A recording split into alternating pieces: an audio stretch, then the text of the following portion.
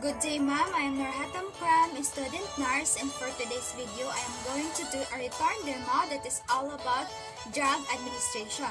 So, drug administration is the administration of medication through different routes depending on its properties and desired effect. So, the first demonstration that I'm going to do is all about the oral drug administration.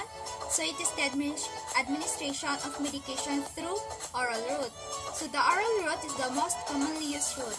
So there are some types of oral administration. The first one is the oral route.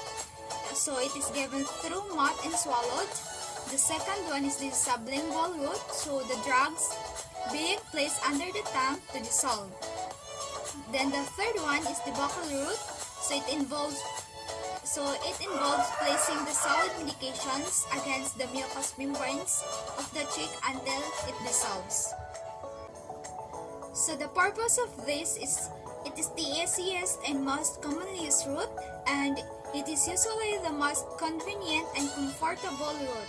So it is less expensive than many other preparations, and generally the safest for the patient.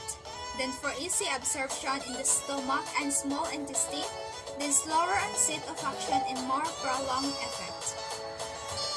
So the materials or equipments to be used are the following: the medication in disposable cup or oral syringe, the liquid with straw if not contraindicated, the medication cart or tray, the medication ticket, the Cardex, the waste receptacle, and the tissue paper. So for the assessment, we must assess physician's order and then review each drug to be given, compare the stock, medication, and medication ticket with Cardex and doctor's order, then checks expiration dates of the medication to be given, then assess client's ability to swallow foods and liquids. Assess client's knowledge about the use of medications and the age of the client, then assess the client's vital signs and overall condition, and then assess for any allergies. Then if the medication is for pain relief, assess the patient's pain level before and after administrations. So for the planning, we have to observe the 5 rights of the drug administration, so which are the following: the right patient, right medication, the right route, right dose, and the right time. Then, know the actions, special nursing considerations, safe dosage, then purpose of administration and adverse effect of the medication to be administered. Then, assemble all the necessary equipment. Then, use standard hospital protocol, or the medicines are in medication cart or individualized inside client's room. So for the implementation, perform hand hygiene, prepare the medication for one patient at a time in the medications area, then perform calculation if necessary. Then place unit dosage package medication in a disposable cup and do not open until at the bedside.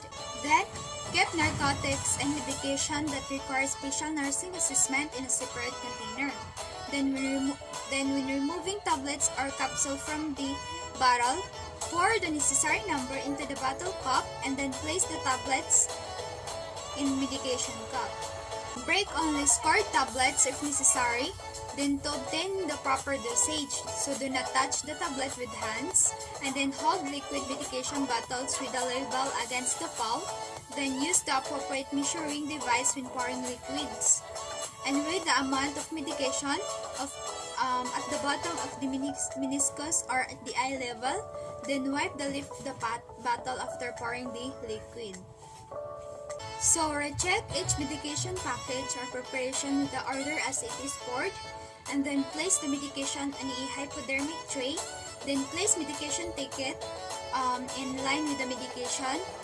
Then when all medications for one patient have been prepared, we check once again with the medication order before taking them to the patient. Then, carefully transport medication to the patient's bedside and keep medicines. Then, see that the patient received the medication at the correct time. After that, identify the patient, complete necessary assessment before administering medications, and then check allergy bracelet or ask patient if she or he has any allergies. Then explain the purpose and action of each medication. Then assist patient to an upright position. Then administer the medication. Then offer water or other permitted liquids with pills, capsule, tablets, and some liquid medications. Then ask whether the patient prefer to take the medication by hand or in cup, and whether one at a time or all at once. Then, if the capsule or tablet falls on the floor, it must be discarded and a new one is administered. Then, record any fluid intake if intake and output measurement is ordered. Then, remain with the patient until each medication is swallowed. Then, never leave medication at the patient's bedside. Then, after that, perform hand hygiene.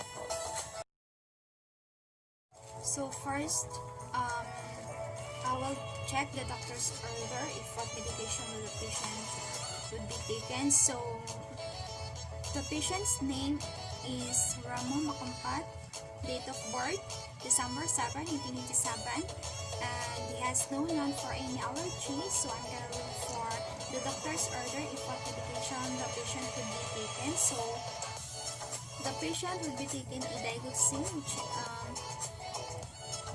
today at 10 a.m. at oral route, so I'm already been in the patient room to see the patient, and I'm done with all my assessments. So one thing I have to make sure in given idagoxin is the heart rate of the patient. So the patient heart rate is above 60, so it is safe for the patient to take the medication. So it's time to gather all the equipments. So I'm going to do my first check. So we have the idagoxin. So right patient, which is Ramon Macampat, and right drug, which is idagoxin 0.25 milligrams, and right rule at the given orally, and right time, so today at 10 a.m. and the medication is not expired, so I will document it. Okay. So it's time for me to go to the patient's room.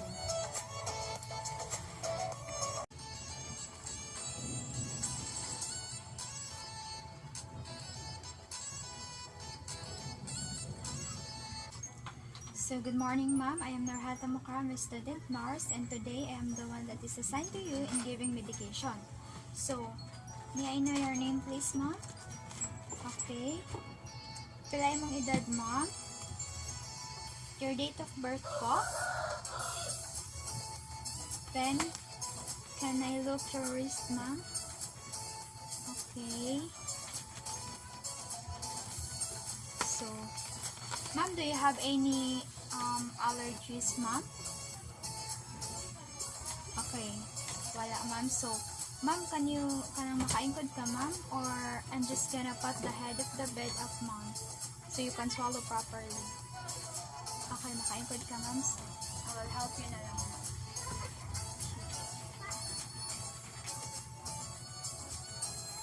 So, ma'am, ang imong imnon nga tambal karon, ma'am, which is prescribed by the doctor, is idagoxin, which is good for heart, because ang nasa imong chart is you have a heart failure history. So, this medicine will help your heart a better pumping ability. Okay, ma'am. So, would you like to kanang imnon nga nasa cup, ma'am, or ikaw lang?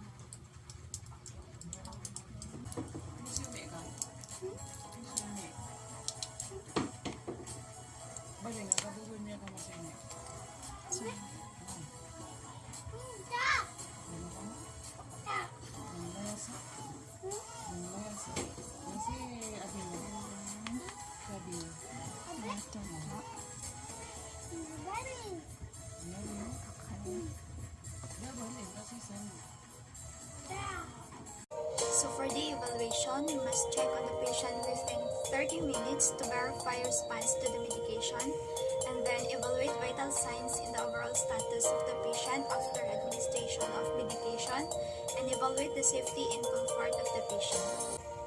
Then, for documentation, you must document the medication that has been administered, including the dose, route, and the date and time of the administration. Then, recording of the administration of narcotics may require additional documentation on a narcotic record. Then, stating drug count and other specific information. Then, record patient's response and document all the pertinent observation and findings. So for the next drug administration is called instilling ophthalmic medication. So the purpose of this is to provide an eye medication that the client requires, and they are also used to soothe irritated tissues, dilate or constrict pupils, and it also treat eye diseases, and it also provide anesthesia. So for the materials or equipment to be used are the following. The first one is the ophthalmic medication, the hypodermic tray, the clean gloves, the medication ticket, and the sterile gauze or tissue paper. So for the assessment, we must assess the appearance of eye and surrounding structure for lesions, exudates, erythema or swelling, then assess the location and nature of any discharge, lacrimation, and swelling of the eyelids or of the lacrimal gland. Then, check for clients' complaints such as itching, burning pain, blurred vision, and photophobia. Then observe client behavior such as squinting, blinking excessively, then frowning or rubbing the eyes. Then examine medication administration record for accuracy and completeness. Then review information about medication to be administered. Then identify whether the medication is to be given to the right or to the left eye or both eyes. So of course, for the planning, we must always observe the 5 rights of drug administration, which are the right patient, right medication, right route, right dose, and right time. Then, know the actions, special nursing considerations, safe dosage ranges, purpose of administration. Then, assemble all the necessary equipment. Then, use standard hospital protocol.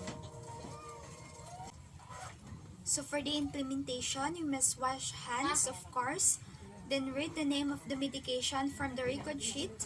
Then, check the level of the medication and compare it with the physician's order. Then, place medication on the hypodermic tray. Then, place medication taken in line with the medication. Approach and identify the patient. Then, explain the procedure to the patient and clean the eyelids and lashes if necessary. Then, put on gloves and use clean washcloth. Gauze squares or cotton balls moistened in.